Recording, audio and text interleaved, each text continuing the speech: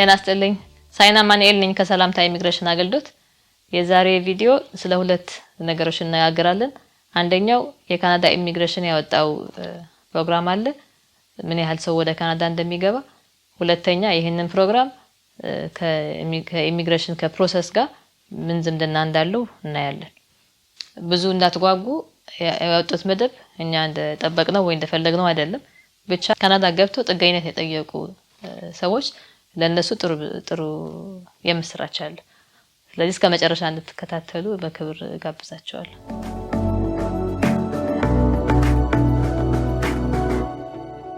ካናዳ ኢሚግሬሽን ያወጣውን ፕላን በዛን ጀምር።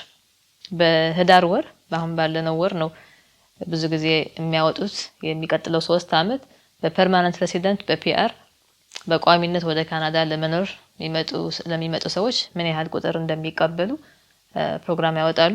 የዚህ አመት ለየት የሚያደርገው በቴምፖራሪ ቲአርቪ ቴምፖራሪ ሬዚደንት ቪዛ በጊዜያዊ ቪዛ ወደ ካናዳ የሚመጡት ሰዎችም ለነሱ ቁጥር አውጥተው አያውቁም። አሁን ግን ቁጥር አውጥተዋል ምን ያህል ሰው እንደሚቀበሉ። በዚህ ላይ የቀነሰ ቁጥር እንደሆነም ተናግረዋል። ስለ ሁሉም በጊዜያዊ የሚመጡ ሰዎች ለቪዚት የሚመጡ ለጉብኝት የሚመጡ ስለነሱ አይደለም የተናገሩ ያሉ። ለይተው ስለ ሁለት ፕሮግራም ብቻ ነው የተናገሩት። በትምህርት ስለሚመጡ ኢንተርናሽናል ስቱደንት የሚባሉ፣ በስራ ለሚመጡ ደግሞ ቴምፖራሪ ፎሬን ወርከርስ የሚባሉ ለጊዜያዊ ለስራ ለሚያመለክቱ ስለነዚህ ሁለት ሰዎች ተናግረዋል። በኋላ እንመለስበታለን። ስለዚህ በዚህ ህዳር ወር እንዳወጡት ፕላን ሲያወጡ የ3 አመት ነው አስቀድመው ፕላን በአንድ ላይ የሚያወጡት። ለዚህ አሁን ይሄንን ወር የሰጡን ፕላን የ2026 26 27 28 የ3 አመት ፕላን አንድ ላይ አውጥተዋል። ለሚቀጥለው አመት 2026 እንደ እርግጠኛ መያዝ እንችላለን እዛ ያወጣው ፕላን።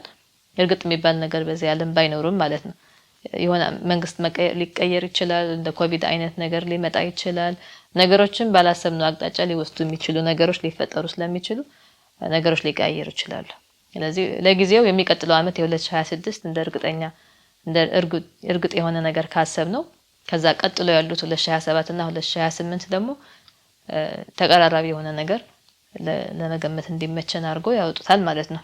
ከዛ ምናልባት ለውጥ ከመጣ አዲስ ነገር ካለ ደግሞ የሚቀጥለው አመት በህዳር ወር ፕሮግራም ሲያወጡ አስተካክለው የሚቀጥሉትን 2-3 አመታት አስተካክለው እንደ አዲስ ይነግሩናል ማለት ነው።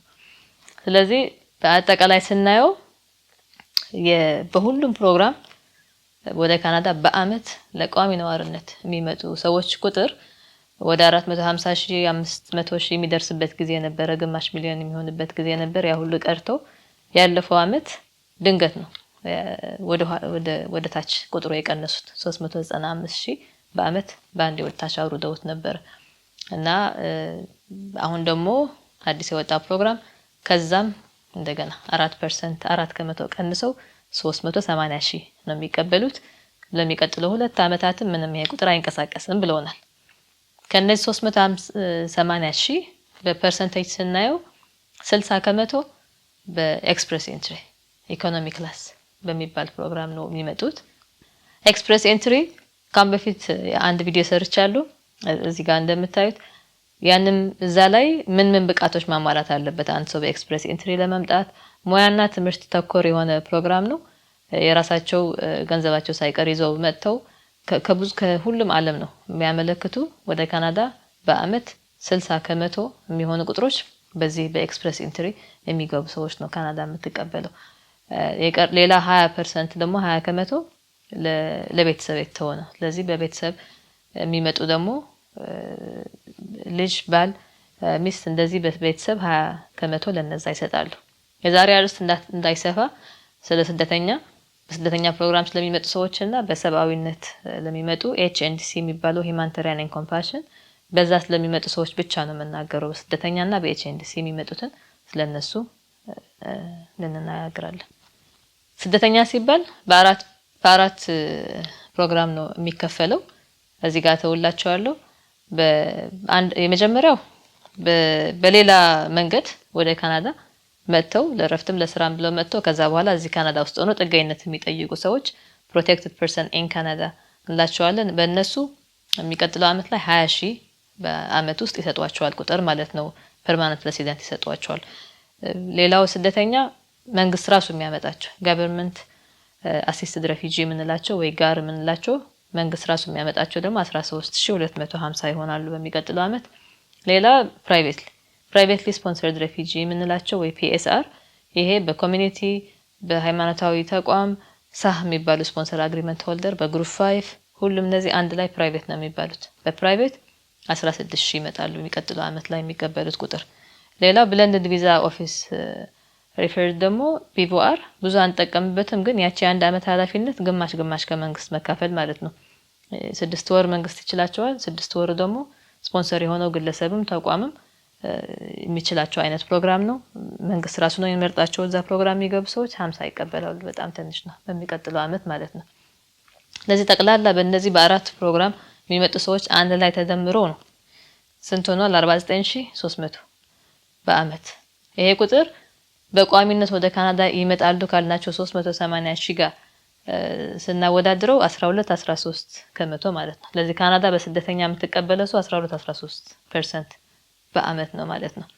በተለይ ለኛ ኮሚኒቲ ለኛ ማህበረሰብ ለሀበሻ ይበልጥ የሚያሳስበን ደግሞ በስፖንሰር አግሪመንት ሆልደር በኮሚኒቲ በቸርች እና በግሩፕ 5 የሚመጡ ፕራይቬት የሚባሉት ናቸውና በግለሰብ ስፖንሰር የሚደረጉ እሱ የተለየ ከለር አርጌበታል። ለዚህ 16000 በአመት 16000 ብቻ ነው የሚቀበሉት።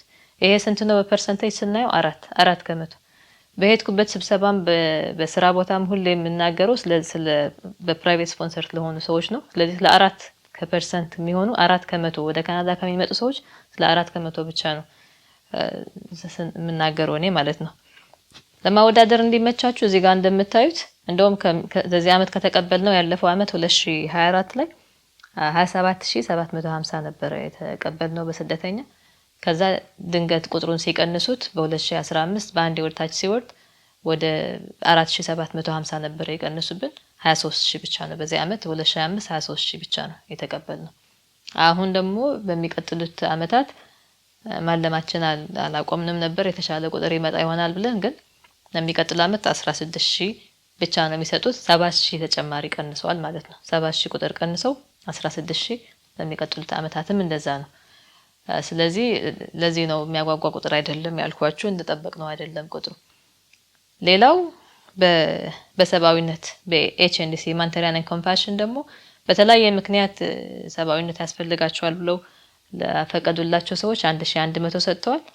ሌላው ደግሞ በአገር ደረጃ በስም ጠቅሰው ዩክሬን፣ ሱዳንም አለች እዚህ ጋር፣ ሆንግ ኮንግ ለነሱ ደግሞ 6900 ይሰጣሉ የሚቀጥለው አመት። ከዛ በኋላ 5000 እየወረደ ይሄዳል። ይሄ ከጠቅላላ ቁጥር ሲታይ 1.4 ከመቶ አካባቢ ነው ማለት ነው። ስለዚህ ብዙ ቁጥር በሰባዊነትም ብዙ ቁጥር አልተሰጠም ያለው በዚህ አመት። ስለዚህ ለምንድን ነው ስለ ቁጥር ስለ የካናዳ ኢሚግሬሽን ፕሮግራም እየተነጋገርን ያለን ብላችሁ ይሆናል። ይሄ ቁጥር ለፕሮሰስ ከሚወስደው ጊዜ ጋር በቀጥታ ስለሚዛመድ ነው። ወደ ሁለተኛ ርዕስ እየሄድን ነው። በምሳሌ ለማስረዳት ያህል እዚህ ጋር ፖስት ላድርግላችሁ። ለምሳሌ የኢጂፕት፣ ግብጽ ያሉ ስደተኞች በፕራይቬት ስፖንሰር የሆኑ ሰዎች ይሄንን እንትን የምናይበት ነው፣ ፕሮሰሲንግ ታይም የምናይበት ነው። ትንሽ ቀየር ብሏል። አሁን በኋላ እንመለስበታለን። የስደተኛ ውጭ ያሉ ስደተኞችን ቼክ ስናደርግ ምንም የተቀየረ ነገር የለውም። ውጭ ያለ ስደተኛ ስለዛ የተመለከተ ቼክ ስናደርግ ምንም የተቀየረ ነገር የለውም። ስለዚህ እዚህ ጋር ፕራይቬትሊ ስፖንሰርድ ሬፊጂ ነው ይሄ ሰው። በግሩፕ 5 ሊሆን ይችላል፣ በኮሚኒቲ ሊሆን ይችላል፣ በቸርች ሊሆን ይችላል። ስፖንሰር የተደረገው ኢጂፕት ነው ያለው ብለናል። ምን ያህል ጊዜ ይፈጅበታል? እንደምታውቁት 2 ስቴፕ ነው ያለው። የመጀመሪያው እዚህ ካናዳ ውስጥ ፋይል ናምበር ይሰጠዋል። ከዛ ስፖንሰሮቹ አፕሩቭ ሆነው ብቃት ያላቸው ስፖንሰሮች ከሆኑ አፕሩቭ አድርገው ወደ ኢጂፕት እስኪልኩት ድረስ 27 ወራት ከ2 አመት በላይ ማለት ነው ይፈጅበታል። ከዛ አንዴ ወደ ኢጂፕት ከሄደ በኋላ ወደ ግብጽ ከሄደ በኋላ እዛ ደግሞ ኢንተርቪው ካለው ኢንተርቪው ከዛ ሜዲካል አድርጎ ከዛ እስኪሸኙት ድረስ 28 ወራት ከ2 አመት በላይ ማለት ነው። ይሄን ያህል ነው እየፈጀበት ያለው። ወደ 4 አመት ተኩል እስከ 5 አመት አካባቢ ነው ከአፍሪካ ከሁሉም ሀገሮች ከአብዛኛው ሀገር የሚፈጀው ከ4 አመት ተኩል በላይ ነው። ስለዚህ ይሄን ያህል ጊዜ ነው የሚፈጀው። ይሄንን ጊዜ እንዳለ ነው የሚቀጥለው አሁን በወጣው ፕሮግራም። ምክንያቱም ሌላ ምሳሌ መጀመሪያ እዚህ ጋር ተውላቸዋል። እዚህ ካናዳ ውስጥ ያሉ ሰዎች ጥገኝነት ሲጠይቁ አሁን ኢን ካናዳ አድርገን ቀይረነዋል። እዚህ ጋር ካናዳ ውስጥ ያለ ሰው ዛሬ ጥገኝነት ቢጠይቅ ምን ያህል ጊዜ ይፈጅበታል? ስንት ይላል? 100 አንድ 100 ወራት ወደ 8 አመት ከ3 ወር ማለት ነው የሚፈጅበት። ለምንድን ነው ይሄን ያህል የሚፈጅበት? እዚህ ጋር በጎን ምን ያህል ሰው ከሱ በፊት ወረፋ እንዳለ አስቀምጠዋል። 141300 ሰው። ስለዚህ 141000 ሰው ከሱ በፊት ካለ በአመት ደግሞ ስንት ነው የሚሰጡት? ቅድም አይተን ነበር 20000 ካናዳ ውስጥ ያሉ ሰዎች 20000 በአመት ብቻ ነው መስጠት የሚችሉ ፐርማነንት ሬሲደንት ቋሚ ነዋሪነት የሚል ወረቀት መስጠት የሚችሉ።